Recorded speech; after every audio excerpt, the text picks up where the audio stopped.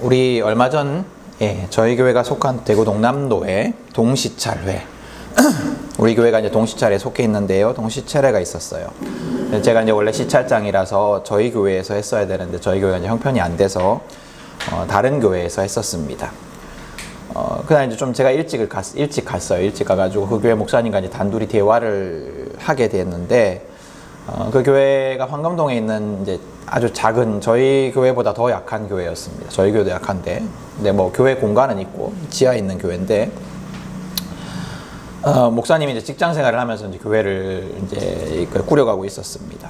근데 교회가 너무 약하다 보니까 여러 가지 고민이 많으셨어요. 그 교회에 부임한 지 얼마 되지 않은 목사님이셨는데 벌써 지쳐 보였습니다.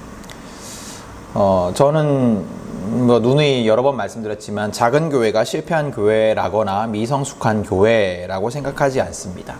작은 교회는 작은 교회대로, 큰 교회는 큰 교회대로 그 작은 교회가 가질 수 있는 장점이 있다라고 생각을 해요. 큰 교회가 줄 수 없는, 오히려 뭐 큰 교회보다 작은 교회가 더 좋은 교회라고도 생각을 합니다. 근데 이제 작은 교회라고 해도 어느 정도 이제 규모는 갖춰야겠죠. 네, 너무 이제 막 그 생존이 어려울 정도의 교회가 지속되면 여러 가지로 문제들이 생깁니다. 이제 그 목사님이 이제 그런 상황이었던 것 같아요. 그리고 그 목사님은 작은 교회의 가치에 대한 확신도 없어 보였습니다. 이제 작은 교회가 그 나름대로의 어떤 가치가 있다, 장점이 있다라는 것에 대해서도 확신이 없어 보였습니다. 그래서 목사님이 이제 그런 얘기를 하더라고요. 우리 교회가 계속 있어야 되는 이유를 고민하고 있다. 그 목사님과 결은 다르지만 저도 늘 고민을 합니다. 우리 교회가 왜 있어야 하는가? 우리 교회가 하나님께 정말로 필요한 교회인가?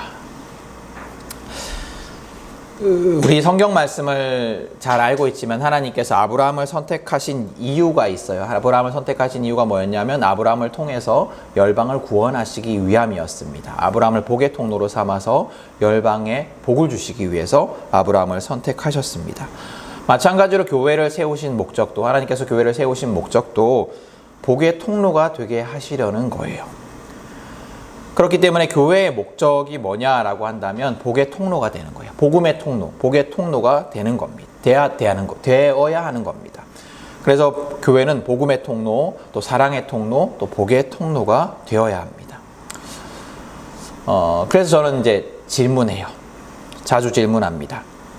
우리 교회가 복음의 통로, 또 구원의 통로, 사랑의 통로인가? 우리 교회가 그런 통로가 되기 위해서 애쓰고 있는가? 그래서 우리 교회가 하나님의 목적, 하나님의 세우신 목적을 이루고 있는가? 자주 질문하고 고민을 합니다.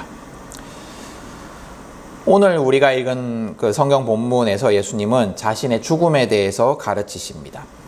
우리가 사순절기를 지나고 있어요. 이제 다음 주에 종려주일이고 그 다음 주에 부활주일이고 이제 사순절의 절정으로 다가가고 있습니다. 사순절기는 여러분들 잘 아시다시피 예수님의 고난과 죽음 그리고 십자가의 의미를 특별히 더 깊이 기억하고 되새기는 절기예요. 우리가 늘 예수님의 십자가를 기억해야 되고 예수님의 그 구원을 기억해야 하지만 특별히 사순절은 더 깊이 기억하고 되새겨야 하는 절기입니다. 예수님의 죽음과 부활은 기독교의 어떤 핵심이라고 할 수가 있습니다.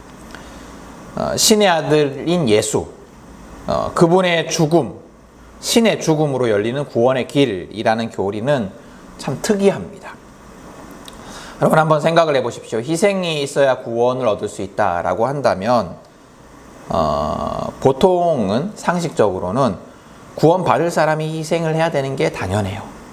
희생이 있어야 구원이 있다라고 한다면 구원받을 사람이 희생을 해야 됩니다. 그렇잖아요. 우리가 뭘 얻기 위해서 대가를 치르는 사람이 누구예요? 그걸 얻는 사람이잖아요.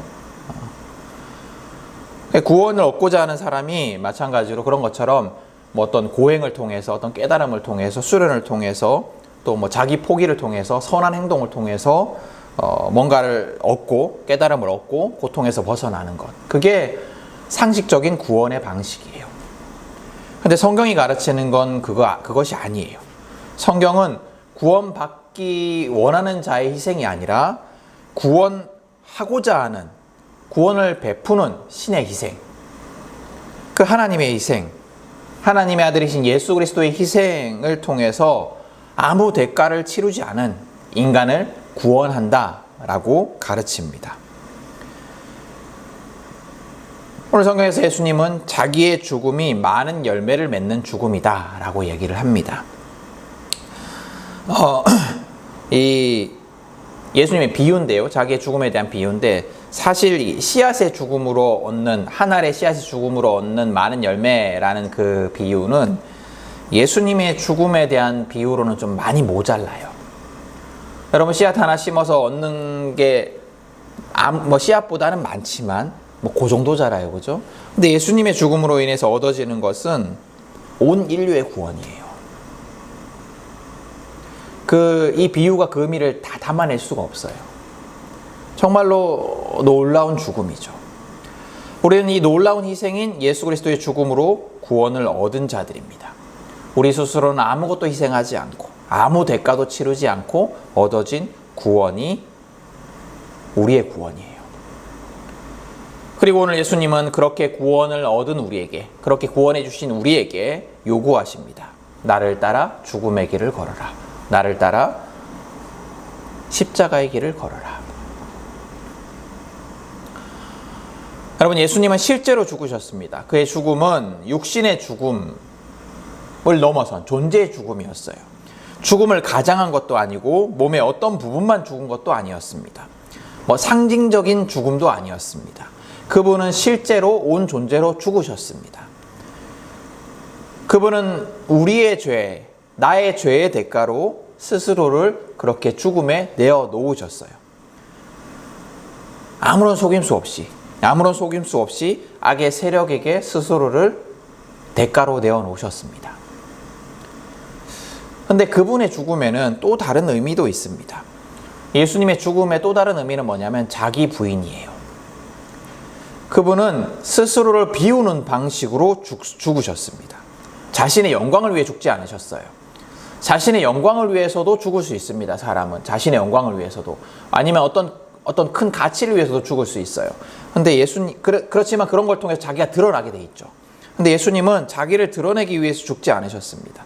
그분은 오직 그분을 보내신 하나님의 영광을 위해서, 하나님을 드러내기 위해서, 하나님의 뜻을 이루기 위해서 철저히 자기를 죽이는 방식으로, 자기를 지우는 방식으로 죽으셨어요. 예수님은 23절에 보면 인자가 영광을 받을 때가 왔다라고 말씀을 하십니다. 자기 영광에 대해서 말씀을 하세요. 근데 엄밀히 말하면 예수님의 영광은 자기 영광이 아니라 하나님의 영광이었어요. 여러분, 죽음이 어떻게 영광이 될 수 있겠습니까? 내가 죽는데 어떻게 그게 내게 영광이 될 수 있겠습니까? 더더구나 아주 영예로운 죽음도 아니고 아주 영광스러운 죽음도 아니고 범죄자를 죽이는 사형틀에서 죽는 그런 죽음이 어떻게 영광이 될 수가 있겠습니까? 예수님에게만 생각하면, 예수님만을 생각하면 그건 영광이 아니라 저주였어요. 신의 아들인데 사형틀에서 죄인으로서 죽는 거니까요. 영광이 아니라 저주였습니다. 물론 하나님께서 죽은 예수를 부활하게 하셔서 죽음에서 승리하게 하실 것이기 때문에 결국에는 영광이 되기는 하지만 죽음 자체는 예수님에게 영광이 될 수 없었습니다.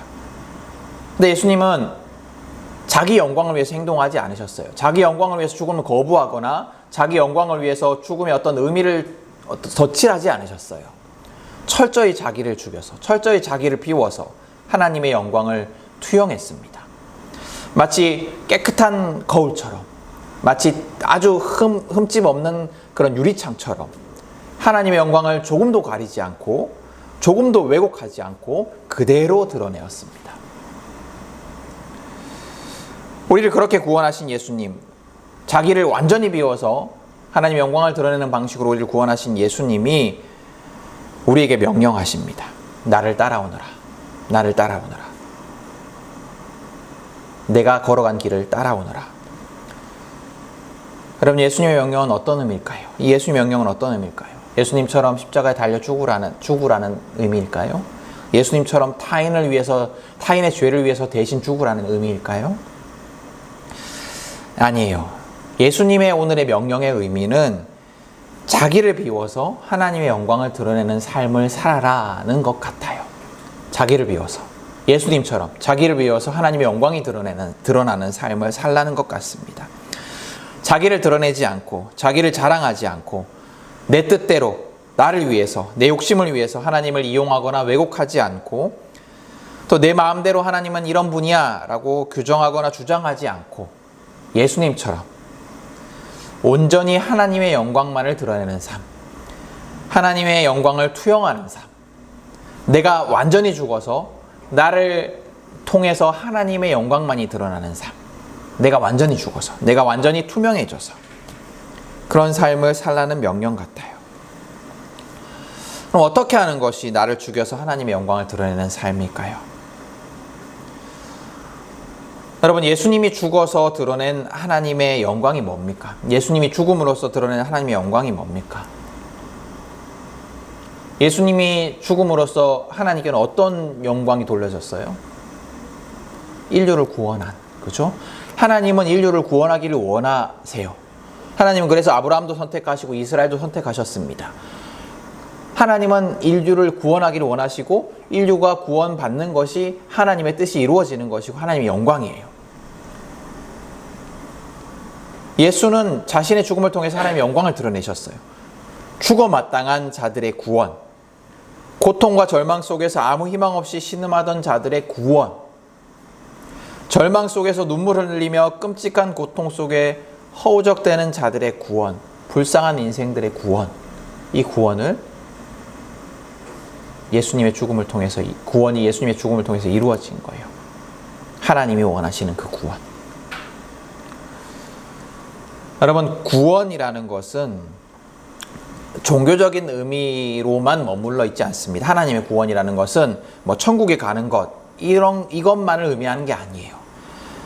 하나님의 구원은 지금 여기에서도 고통의 삶에서 벗어나는 것, 외로움과 절망 속에서 벗어나는 것, 끔찍한 폭력과 착취에서 해방되는 것, 환대와 동행을 통해서 인간의 존엄을 회복하는 것, 이게 다 구원이에요.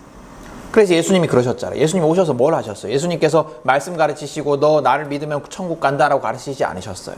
예수님께서 물론 그것도 하셨지만 예수님께서 하신 게 뭐예요? 병든 자를 고치시고 또 소외된 자를 불러 일으키시고 그러셨잖아요.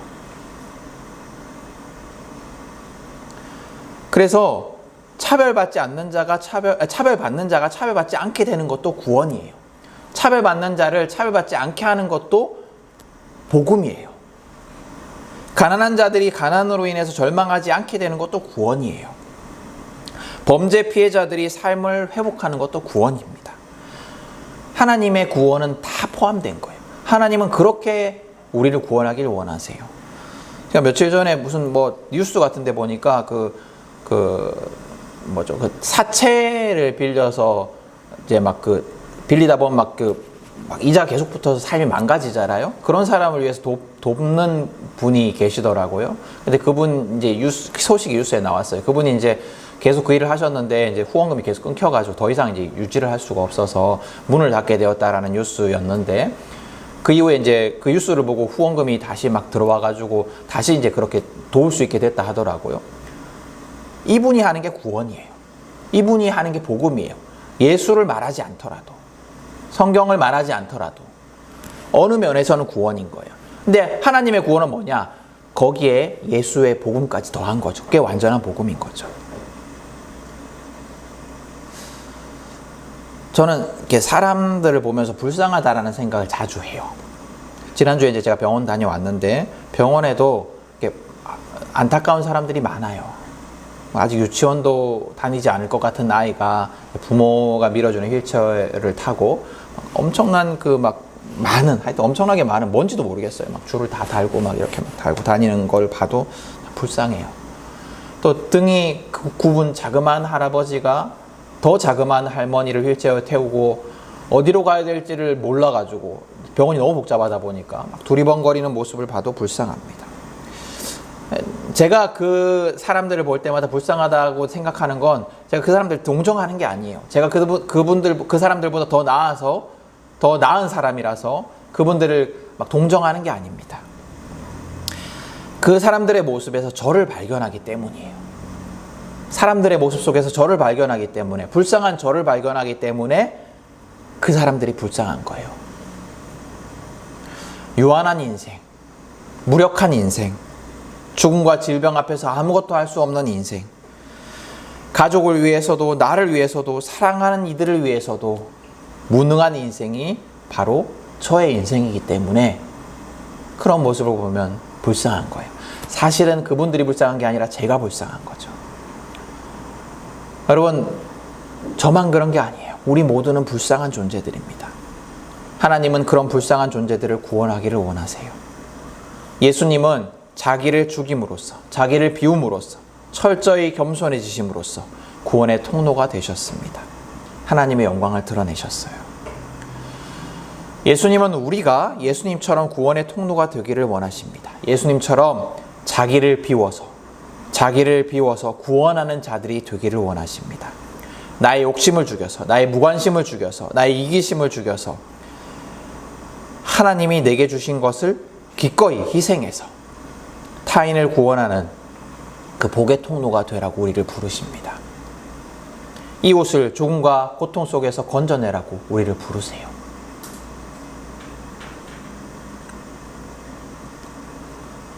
우리는 우리의 욕심 때문에 나를 위해서 타인의 고통을 외면합니다. 내 시간 손해보기 싫어서, 내 돈 손해보기 싫어서, 내 마음 손해보기 싫어서 우린 타인의 고통을 외면해요.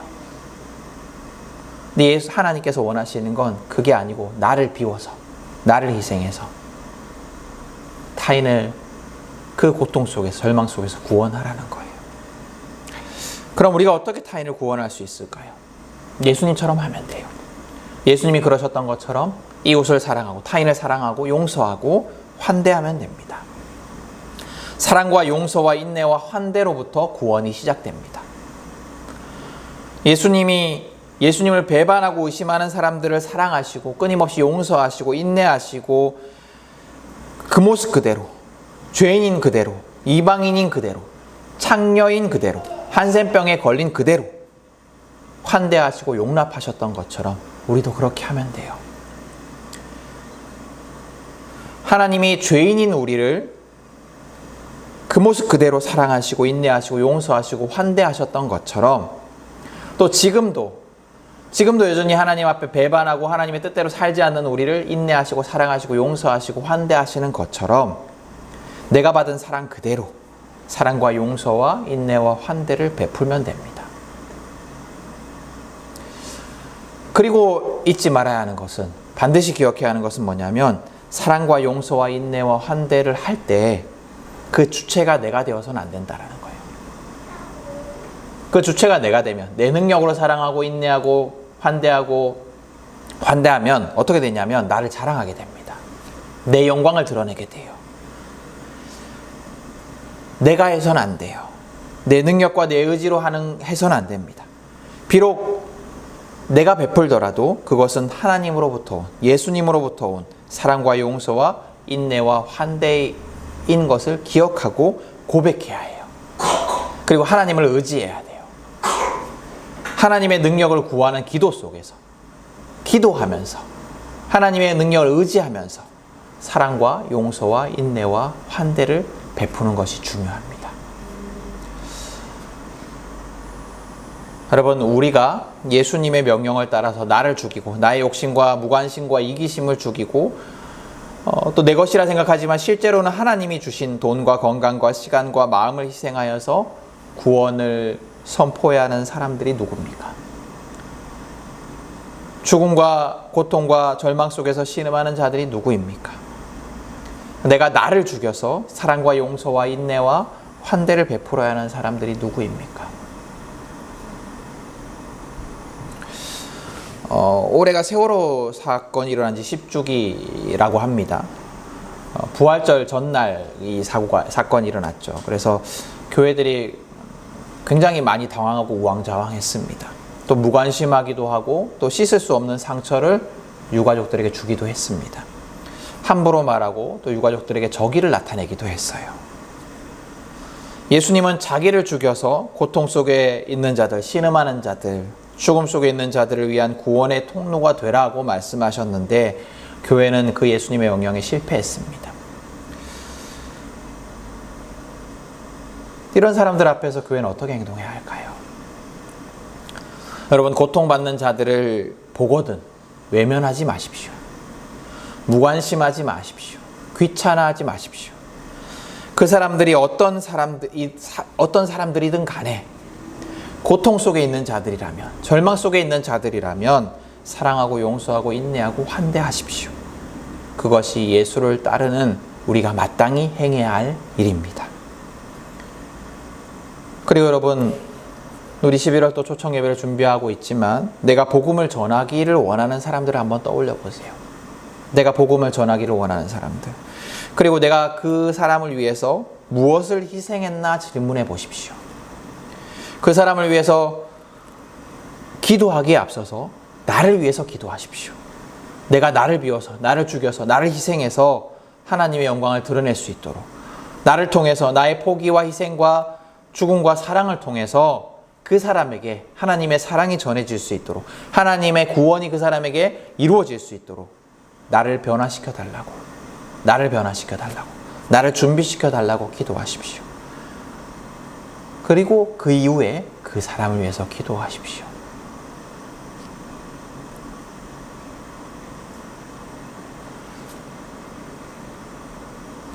저는 그런 생각을 해봐요. 우리 교회가 만약에 정말로 하나님이 필요하러 하신 교회라면, 우리 교회가 정말로 하나님의 도구로 사용되어야 하는 교회라면, 우리가 준비되어 있으면 하나님께서 우리를 통해서 놀라운 일들을 행하실 거예요. 하나님의 일들을 행하실 거예요. 문제는 뭐냐? 우리가 준비되어야 한다는 거예요. 하나님의 도구로 준비되어야 하는 거예요. 사랑과 희생과 인내와 환대의 도구로 준비되어야 하는 거예요. 그걸 위해서 먼저 기도하셔야 됩니다. 여러분, 우리를 통해서 하나님의 영광이 드러나기를 간절히 소망합니다. 우리가 타인의 구원을 위해서 나를 죽일 수 있는 존재들이 되기를 소망합니다. 나를 희생할 수 있기를 소망합니다. 고통받는 타인을 위해서 나를 희생하여서 구원의 통로가 되기를 소망합니다. 또 우리 교회가 사랑과 용서와 인내와 환대의 공동체가 되기를 소망합니다. 그렇게 우리가 준비되어서 우리 교회가 하나님의 뜻을 이루는, 하나님이 사용하시는 교회가 되기를 간절히 소망하며 축복합니다.